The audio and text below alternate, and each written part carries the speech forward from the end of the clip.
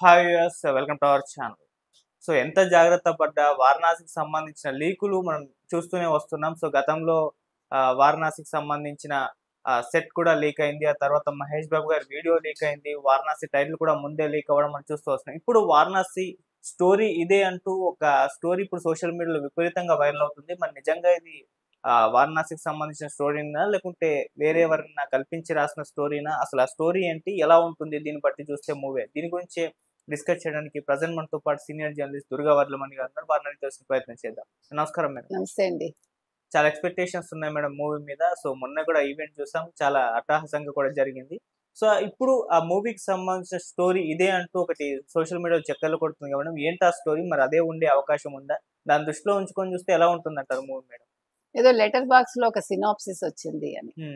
వారణాసిని ఒక గ్రహశకలం ఢీకొన్నప్పుడు వినాశనం సంభవిస్తుందా, దానికోసం గ్రహాలని అంటే గ్రహాలని కాలక్రమాలని దాటుకుని ఒక రక్షకుడు వచ్చే అవసరం ఉందా అనేది కథ అని అంటున్నారు. అంటే ఇందాక మీరు అన్నట్టుగా ఇక్కడ మరి మహేష్ బాబు ద్విపాత్రాభినయం చేస్తారు. ఎందుకంటే మీరు ఒక రకంగా చూసుకుంటే అది పౌరాణిక పాత్రలో అతను కనిపిస్తారు. అందుకని ఈ సాంఘిక పాత్ర పెట్టి ఇంకొక పాత్ర పౌరాణిక పాత్ర పెట్టారా అనేది చూడాలి.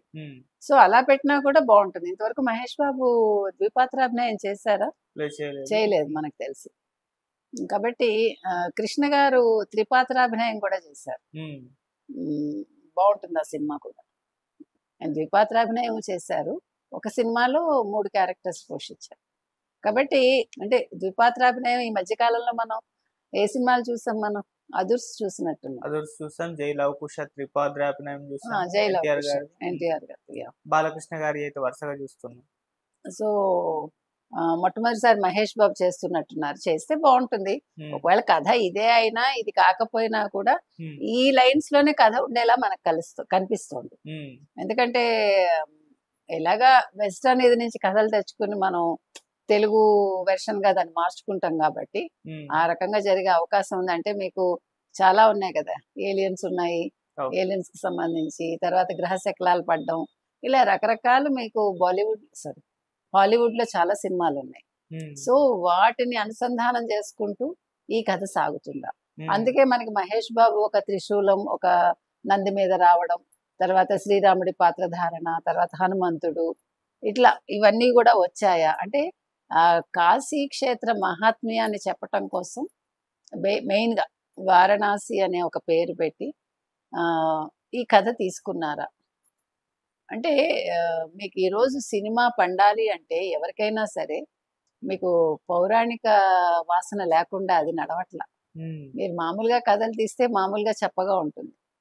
దానికి ఒక రాజుల కాలం నాటి కథలో లేదు పౌరాణిక పాత్రలను ఆపాదిస్తేను ఖచ్చితంగా సినిమా హిట్ అవుతుంది. కాబట్టి అందుకని ఈ రకంగా ఆయన ప్లాన్ చేశారా? ఎందుకంటే ఆయన ఇంకా మహాభారతం తీస్తానంటున్నారు, ఆయనకి చాలా ఇష్టం అని చెప్పారు. కాబట్టి మీకు రామాయణంలో రాముడి కంటే అసలు యాక్చువల్ గా ఆయన మరి రామాయణంలో రాముడి పాత్ర ఎందుకు మహేష్ కి పెట్టారో మనకు అర్థం కాలేదు. ఎందుకంటే మనం నిన్న మాట్లాడుకున్నట్టుగా నాకు శ్రీరాముడి కంటే శ్రీకృష్ణుడు ఇష్టం అన్నారు ఆయన. కాబట్టి మరి రాముడిగా ఎందుకు చూపిస్తున్నారు అంటే ఒకటండి, మహేష్ కి ఆయన శరీర దారుఢ్యాన్ని బట్టి శ్రీరాముడికి బాగా సూట్ అవుతాడు. మనం మొన్న మాట్లాడుకున్నట్టుగా శ్రీరాముడు ఆయన లలిత లావణ్యం ఉంటుంది ఆయనకి. ఆయన కొంచెం ఆయన ఫేస్ గాని అంతా కూడా చాలా సుందరంగా ఉంటుంది. మీకు లాలిత్యం కనిపిస్తుంది ఆయనలో. అంటే ఫిజిక్ లో మొన్న చెప్పుకున్నాం, మనం శివుడు అనేవాడు అంటే దేవుడైనా కూడా ఆయన కొంచెం మ్యాస్కులైనిటీ ఎక్కువ ఉంటుంది, ఈయన కొంచెం ఒక లావణ్యం ఉంటుంది, లలిత లావణ్యం అనేది. అందుకని ఆ రకంగా మహేష్ బాబు సూట్ అవుతారని అతనికి ఆ క్యారెక్టర్ ఇచ్చారా ఆయన అనేది మనకి తెలియాలి. ఇంకా మనకు తెలియదు సినిమా వస్తే కానీ. ఏది ఏమైనా కథ ఈ రకంగా ఉన్నా బాగానే ఉంటుంది, లేదు వేరే రకంగా ఆయన అనుకుని ఏదైనా చేసినా కూడా బాగానే ఉంటుంది. ఆయన ఏ ఫ్యాంటసీలోకి మనం తీసుకెళ్తారు, లేదు ఏ లోకాల్లోకి మనం తీసుకెళ్తారో అనేది మనం ఎదురు చూడాలి. మేడం, ఒకవైపు ఏమో సినిమాకి సంబంధించి వివాదాలు, ఇంకోవైపు లీకులు, మళ్ళీ సినిమా మీద అంచనాలు. అంటే ఏదైనా సరే సినిమా గురించే చర్చ జరగడం చూస్తున్నాం గత కొన్ని రోజుల నుంచి కూడా. రిలీజ్కి ఇంకా 1.5 year ఉన్నా కూడా.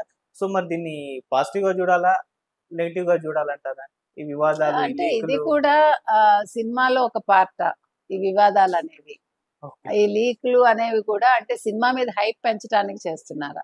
ఉమ్, ఎందుకంటే మీకు బాహుబలి టైంలో అలా జరిగింది. అవును. అంటే ఇంత నేను చాలా సిస్టమాటిక్, నేను చాలా జాగ్రత్తగా ఉంటాను అనే ఒక డైరెక్టర్ కి ఈ రకంగా జరగడం అంటే ఇజ్ ఇట్ అంటే అంత ఈజీనా అలాగా? అన్లెస్ అంటిల్ ఇందులో ఏదైనా ఒక కావాలని చేయకపోతే. ఎందుకంటే సెట్ రిలీజ్ అయింది మీరు అన్నట్టుగా, మహేష్ బాబు క్యారెక్టర్ లీక్ అయింది, ఇవాళ సినాప్సిస్ లీక్ అయింది. ఇవన్నీ చూస్తే ఉమ్, ఇది కావాలని వాళ్ళే లీక్ చేస్తున్నారు. మీరు అన్నట్టు 1.5 year ఉంది ఇంకా ఈ సినిమా రిలీజ్ అవడానికి. ఉమ్, కానీ ఈలోగా ఇన్ని కాంట్రవర్సీలు, ఇవాళ టైటిల్ కాంట్రవర్సీ నడుస్తుంది. మరి అది ఏమైందో ఇంకా దాని మీద మనకి అప్డేట్ రాలేదు. అవును. అంటే మరి టైటిల్ వాళ్ళు ఇచ్చారా లేదా వేరే వాళ్ళు రిజిస్టర్ చేసుకున్నారని తెలుస్తోంది. ఉమ్, సో ఇవన్నీ చూస్తూ ఉంటే సినిమా మీద ఒక కుతూహలాన్ని పెంపొందింపజేయడానికి ఈ రకంగా చిత్ర యూనిటే చేస్తోందా ఉమ్, అనే ఒక సందేహం వస్తుంది. ఎందుకంటే రామోజీ ఫిలిం సిటీలో టెక్నికల్ ప్రాబ్లం రావడం ఏంటి అంటే ఇవన్నీ కూడా జరిగే అవకాశం ఉందా? ఉమ్, మీరు జస్ట్ ఊహిస్తే కనుకైతే రామోజీరావు గారు లాంటి వాళ్ళు ప్రతిదీ కూడా ఒక 3 నెలల ముందే వాళ్ళు ప్లాన్ చేస్తారు అంటారు. మరి అలాంటి రామోజీ ఫిలిం సిటీలో ఈయన ఒక ఈవెంట్ పెట్టుకుని దాంట్లో ఇలాంటి ఒక ప్రాబ్లం రావడం ఏంటి? దాని మీద ఆయన హనుమంతుడిని నిందించడం ఏంటి? నాకు దేవుడి మీద అంతగా నమ్మకం లేదంటం ఏంటి? ఇవన్నీ చూస్తూ ఉంటే కావాలని చేశారా? నిజంగా జరిగాయా? అనేది ప్రేక్షకులకు వస్తున్న సందేహం. అంతే madam. Right madam. Thank you so much.